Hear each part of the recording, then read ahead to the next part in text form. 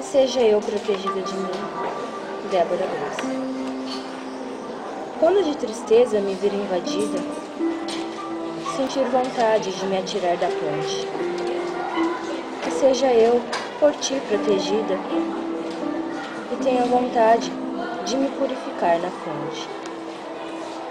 Se alguém me colocar em perigo e ao fundo do poço quiser me jogar, seja eu protegida por um grande amigo, que a sua mão me estenderá.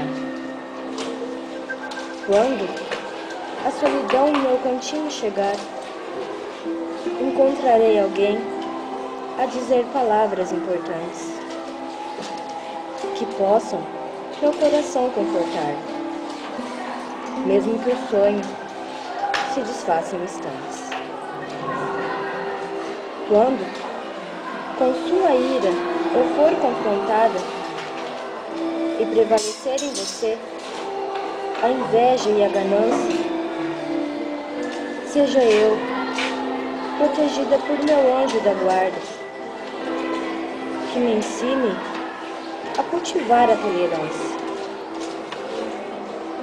Quando eu sentir em meu peito uma grande dor, que seja eu guiada por uma estrada florida,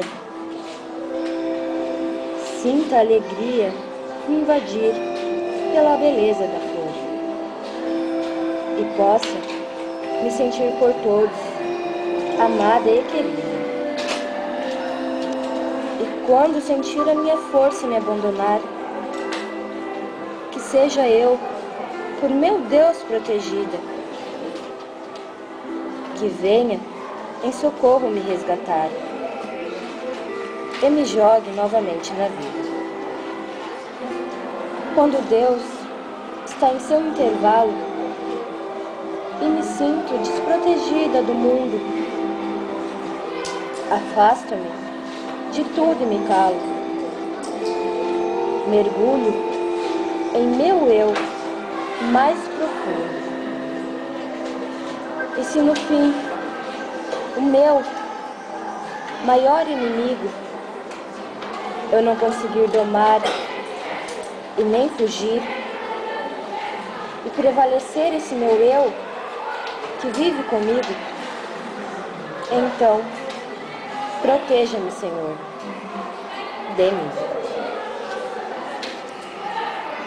Daiane Caroline, 7º ano A.